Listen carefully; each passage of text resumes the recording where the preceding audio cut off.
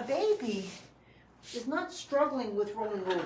They don't know how to do it. In this video, you're going to learn about the rolling over milestone, non-optimal rolling over, and find resources to improve development. Welcome to Movement Lesson. Find our links in the description below.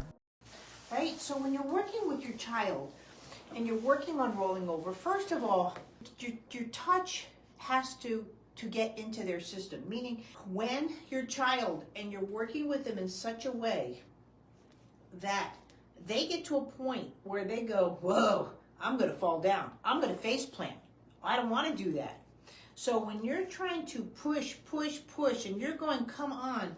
Okay, what are your big warning signs? First of all, that you're putting too much force into it. Second of all, you're putting them into a fall. Rolling over should have happened at 2.5 to 3 months. Another big warning sign where she's not getting the rolling over, the head wants to stay down. No child rolls over with their head down.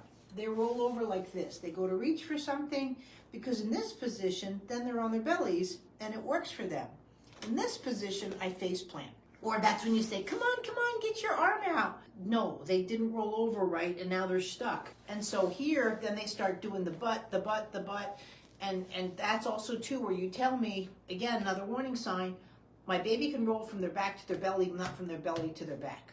Because they're not rolling properly, and that's why you're looking at it as parts.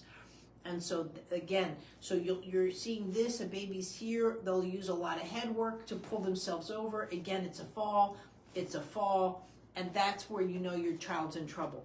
The rolling over course is there, but honestly, I think she needs a better tummy time because she didn't establish the right movements first. The tummy time wasn't great, and now the rolling over is not great.